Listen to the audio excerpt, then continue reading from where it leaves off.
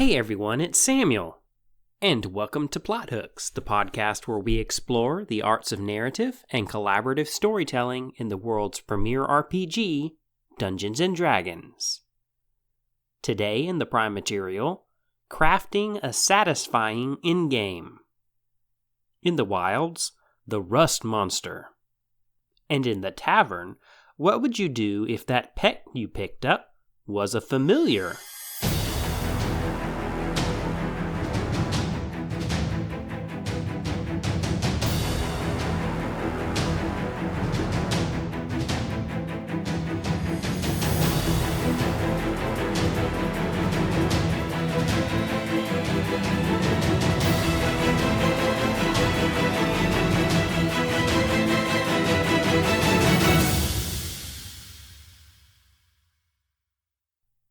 Well, hey there, everyone. I hope everybody out there is having an excellent day. Thanks so much for coming along for another Plot Hooks episode. I'm excited to dive into a really intriguing topic, at least from my vantage point with my love of storytelling. The topic of crafting a satisfying endgame. That's something that's kind of vital, right? Whenever we're talking about closing out a campaign. We want to make sure that we leave in a good way, in a satisfying way, in a way that doesn't leave a sour taste in anyone's mouth and provides a satisfying ending to the character stories and the story that you've been telling as a group. So what we're going to do is look at a couple of different movies, both of which I enjoy on their own, but one of which I really enjoy and I think is great. The other I enjoy because I like the property, but I don't think the movie was actually handled very well. So we're going to look at both of those as examples and see what they can teach us about crafting an ending that is satisfying. Before we get into that, though, just some announcements to get out of the way. As always, remember to follow us on social media. You can find us at PlotHooks on Twitter, Facebook, and Instagram. Be sure to rate and review the podcast wherever you happen to be listening to it. That helps us appear on more podcast feeds to spread the word about Plot Hooks to more people. Also, coming up in the next week or so, speaking of social media and spreading the word about Plot Hooks to more people, we should actually be launching our final giveaway on the quest for 1K. We're now only about 160 followers away from that 1,000 follower mark on Twitter. And we're going to launch our final giveaway, which will trigger whenever we hit that mark. We're so excited to show off what the winner is going to receive. We think you're going to like it. And just to let the cat out of the bag a little bit, one of the prizes is actually going to be a copy of Disaster Hamsters, the new supplement, which is going to be releasing on the DMs Guild in the near future. I don't quite have a release date officially yet. However, we are in the final stages. As I speak right now, we are actually in the midst of proofreading the laid out document. And so in a few days, the document itself should be finalized. And then we're going to go through and make an accessible version too, using a dyslexic accessible font, and alter the release in some other ways for this accessible version to make sure that it can be enjoyed by as many people as possible. And once that's done, it will be released. So we're so close to the finished product. Thank you all so much for coming alongside of us as we've been working on this project for over 3 months now. We genuinely appreciate your support. And speaking of support, the final announcement is we would love it if you would go check out our Patreon. We're about to revamp it with the changes that we've made to the different things that Plot Hooks does. We want to make sure that it stays up to date as far as what the tiers are actually offering, as far as good content for our supporters. So stay tuned for changes on that. But it's just a way for you to give back to the show if it's meant something to you, to help us keep producing content for you all. We genuinely appreciate each one of you who supported us there, and we want to keep making that community bigger and stronger as time goes on. But with all that out of the way, let's dive into the prime material. Crafting a satisfying endgame. And I mentioned we were going to cover 2 movies, and the clue of one of them is in the name of this episode. I maintain that Avengers Endgame is one of the best scripts ever written. Not because it was like an amazing standalone piece of cinema, and not because it's perfect, nothing ever is, but I think that's the case because in one cohesive story, it paid off everything that the audience was expecting and more.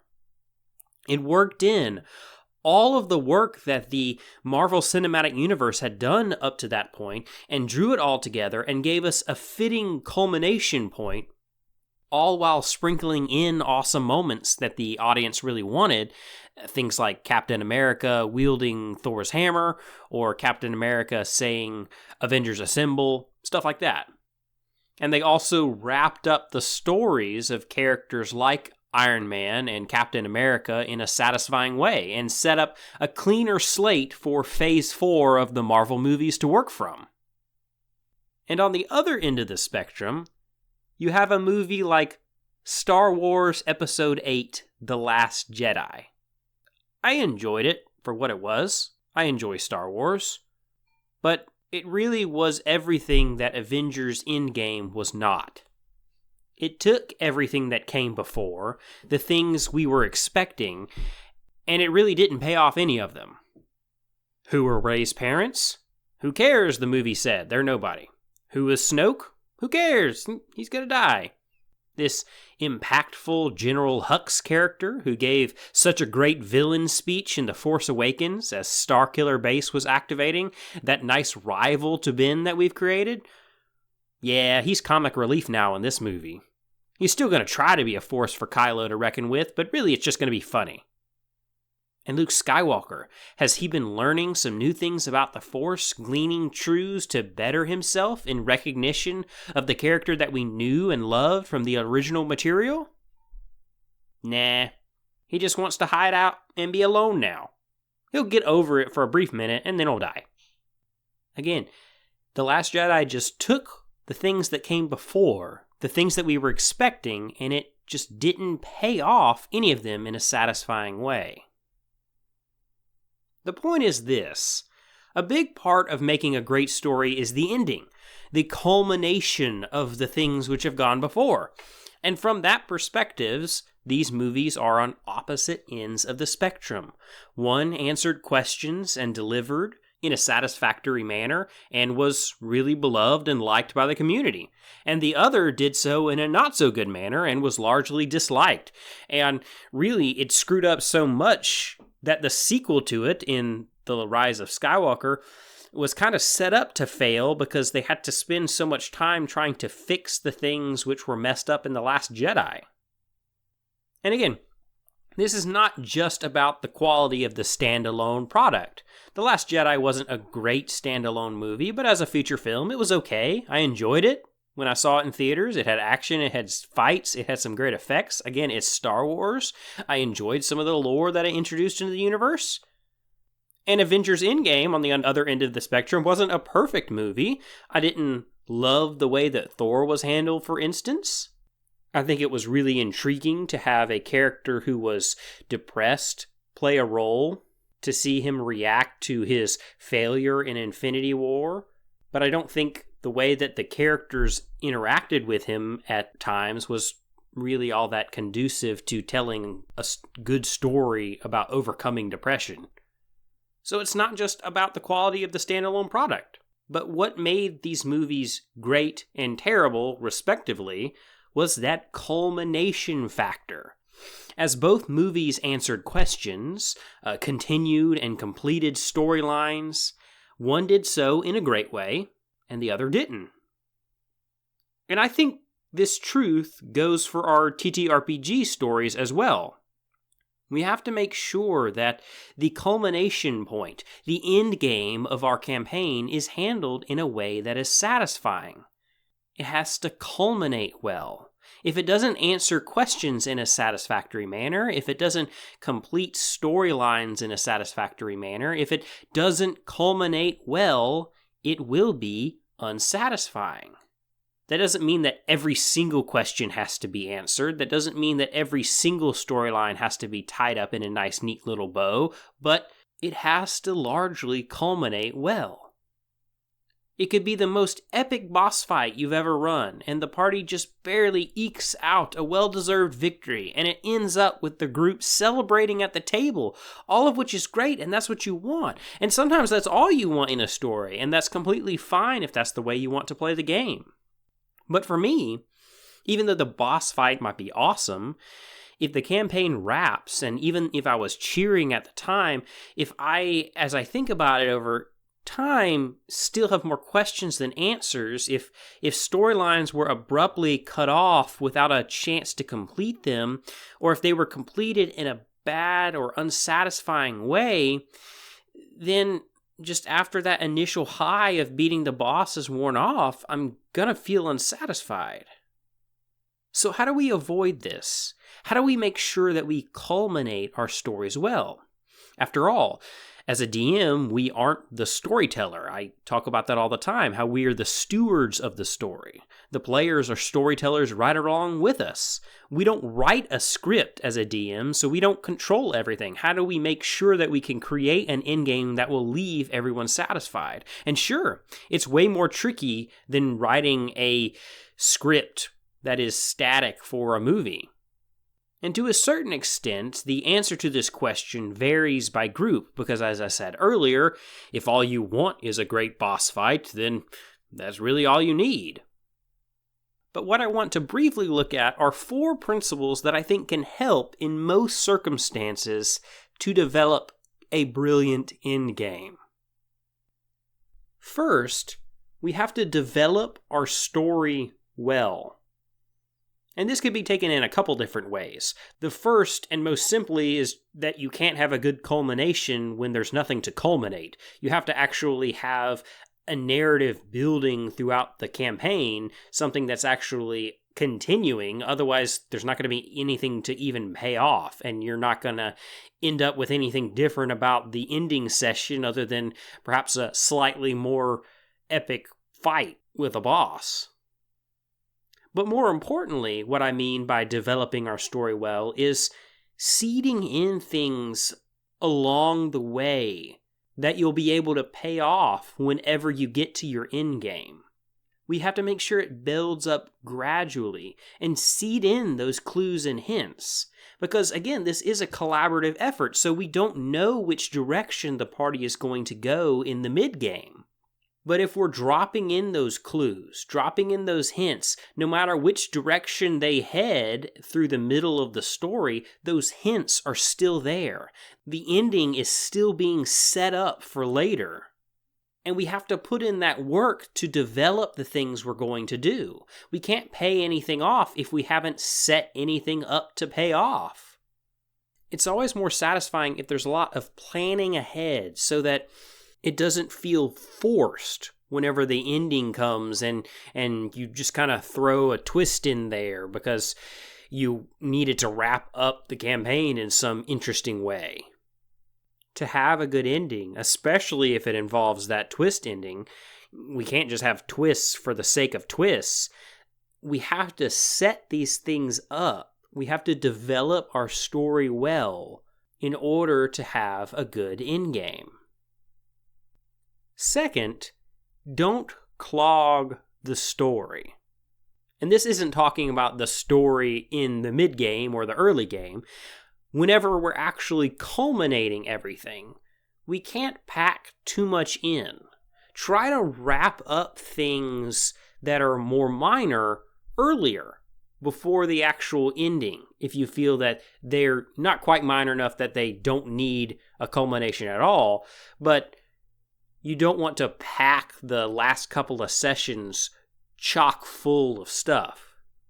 When you look at a successful movie like Avengers Endgame, there is a ton in there. It is a chock full. But given the amount of characters they had, there really isn't as much as you think. Most of the characters weren't even in the movie until the final fight because of the events of Avengers Infinity War. It really just focused on a few characters, primarily Captain America, Iron Man, and Thor, the big three. And primarily among those, Captain America and Iron Man, which are the two which they wrapped the story up on. They didn't try to pay off 17 different major things. They paid off a few different major things and then a lot of little things. But it's easy to look at a movie like that and look at this amazing ensemble cast and the immense amount of characters that were filled in the movie and just think that was a crazy amount of stuff to pack in there, when really there wasn't actually as much as it looked. Third, we have to develop clear motivations. We have to think about good reasons why the NPCs, especially the villains that our party is going up against in the Endgame, we have to think about why they're doing what they're doing.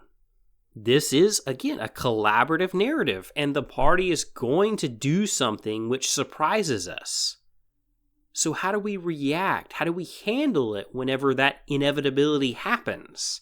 If we don't have clear motivations for the NPCs, then it's easy to end up floundering around and end up with a loosey-goosey ending.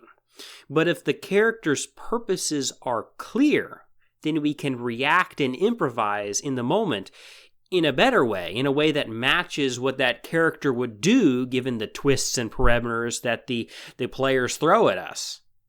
That way, no matter which way the players come at the situation, our NPCs can work to bring everything to a great and satisfying culmination in a way that is going to be satisfying. And it's not going to be ruined if the party happens to come in from an easterly direction rather than a westerly direction. Fourthly, don't be afraid to pay off the players. Sometimes we could just kind of look down on in movies what is often called fan service. You know, Captain America lifting Thor's hammer is a good one of those in Avengers Endgame. You know, that didn't have to be in the movie, but that was a quality moment which had been built up over the course of several movies, which is a classic moment from the comics, which the fans really wanted to see. And just because the fans want it, or just because our players want it, doesn't mean that we should avoid it. Sometimes I think there's a tendency, at least in my brain, to not give the players what they want because we don't want to give them what they're expecting and hoping for. We want to give them a good twist or surprise them. We don't want them to figure it out ahead of time. If we start hinting at something and the player figures it out exactly right, we internally are like, dang it, there goes my reveal, and we might be tempted to change it. But let's not be afraid to pay the players off. I think that can go a long way to actually creating a really satisfying ending. Do the players really want a certain character to show up and help them? Are they anticipating the betrayal of the bad guy by one of his own henchmen? Don't be afraid to give the players what they want if it's something that they helped cause. If they've been really working to try to get that henchman to see the light, don't be afraid to go down that road. It's small, and it works for these littler moments in the culmination of our campaign, but it can really make it satisfying. Of course, there's lots of other things as well which can help create a satisfying endgame, but these four were just the things that I thought of as we were thinking about these two movies. Developing our story well, not clogging the ending too much with stuff, having clear motivations for our characters so we can be flexible in how we handle our ending, and not being afraid to pay off the players. I think all four of those things can go a long way to making an ending to our campaigns that is really satisfying, and an ending that will be talked about as we keep playing with these same players for years to come. But what are your thoughts? What in your mind has made for a really excellent ending in a campaign that you DM'd or one that you were a part of? We'd love to hear from you. Hit us up on social media. But I think for now, it's about time for us to head out into the wilds and look at a corrosive beast.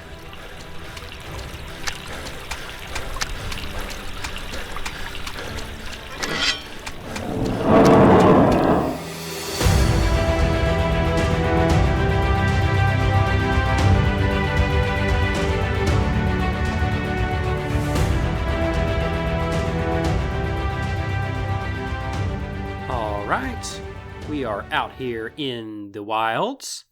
Today's monster, the Rust Monster. These are a classic of Dungeons & Dragons. They look like an enormous flea with feathery antennae and a dangerous-looking club tail. They're medium-sized, which is quite large for a flea, having a person-size monster hopping around. And of course, what they're known most for is the fact that they eat rust. They corrode ferrous metals, so metals that contain or consist of iron. And this, of course, puts them sometimes in conflict with our players' armor. They're subterranean creatures, though they don't dig. They travel through pre-existing tunnels, just going through trying to find veins of iron and other ferrous ores in order to corrode them into rust, iron oxide, and gobble them up.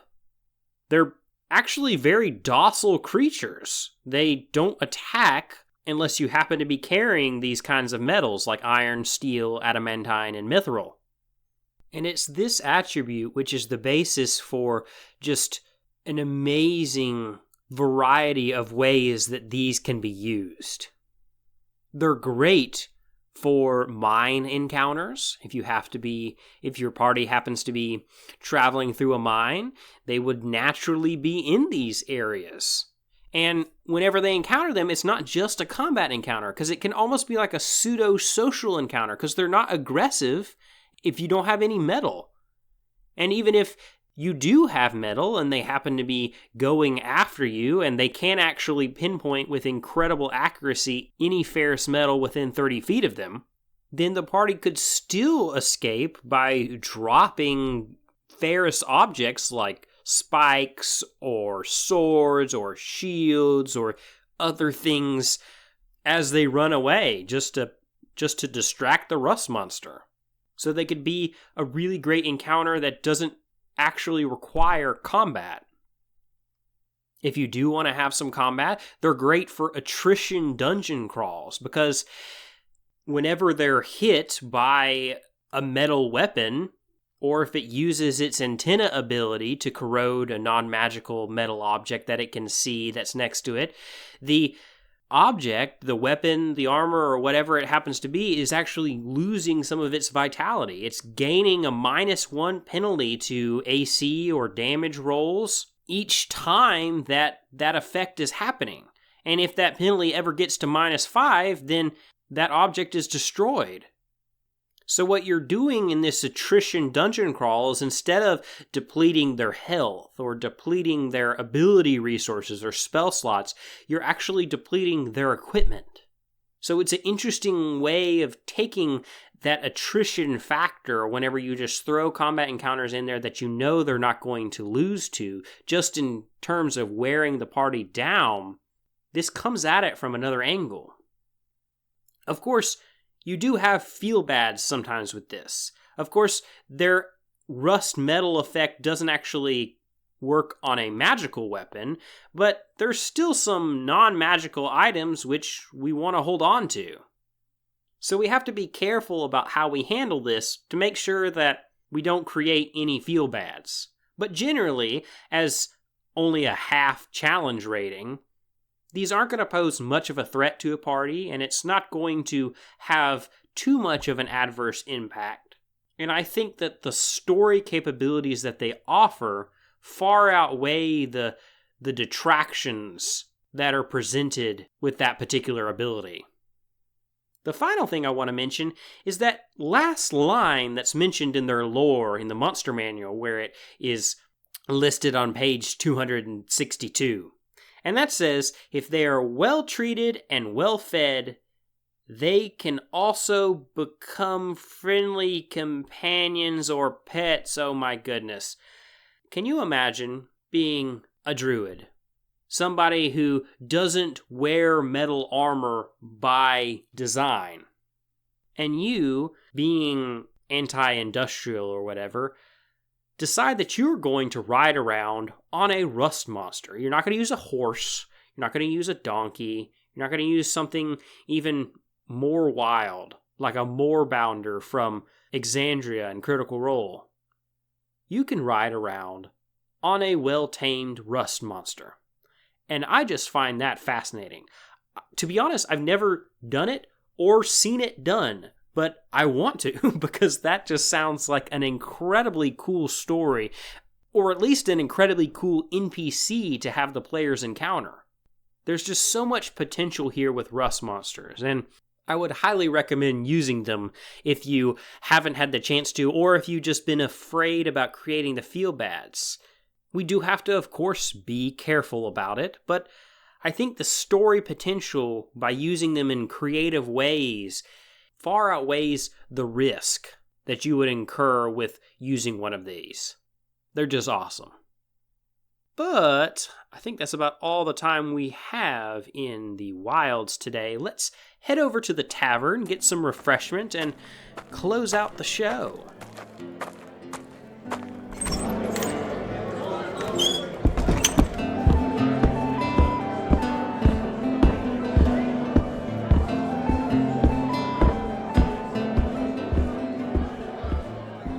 All right, we're out here in the tavern. Today's plot hook: what would you do if that pet you picked up was a familiar? This isn't my plot hook originally. It was taken from a plot hook generator website, and I just thought it was such a great idea. That's a classic part of many campaigns, is buying a pet or finding an animal on the side of the road and adopting it into your party. But what if that was a setup? What if that animal that you got was somebody's familiar? And there's many different ways that this could go. It could be that the villain actually used his familiar from his Find Familiar spell to actually intentionally place in the party's ranks. It could be that it's a familiar of somebody that has lost it and can't track it down. Perhaps an individual in prison or something like that. And the familiar can maybe drop little subtle hints along the way. But with the Find Familiar spell, while the person whose familiar it is can't communicate with it telepathically unless it's within 100 feet, it can see through its eyes and hear through its ears from any distance. So this familiar could be just unintentionally just spying on everything that you're coming up with and all the secrets that you have as a party. And all of a sudden you have things getting out about your party that are actually like affecting you in a direct way, like really hitting at your weak points. And you have to figure out, how are weaknesses being exploited so easily? It's like that storyline in one of the Justice League animated movies where the contingency plans which Batman developed to defeat each member of the Justice League if they happen to go rogue, those plans were stolen, and all of the Justice League were attacked at once, using things which directly targeted what they were weak against. That can happen for your party. All from this little cute cat that was found on the side of the road that the cleric just happened to pick up and is carrying around in their backpack now. That's a really interesting place to take that usually just kind of throwaway trope of a party adopting a pet and actually make it something meaningful to a story. But I think for now, that's about all the time we have on this week's episode of Plot Hooks. Thank you all very much for hanging out. Remember to check out our Patreon and follow us on social media. Thank you all so much for listening. From all of us here at the Plot Hooks team, I'm Samuel, and thanks from Izzy and Becca, and of course, podcast Pupper Ellie. We'll see you all again next week for another episode of Plot Hooks.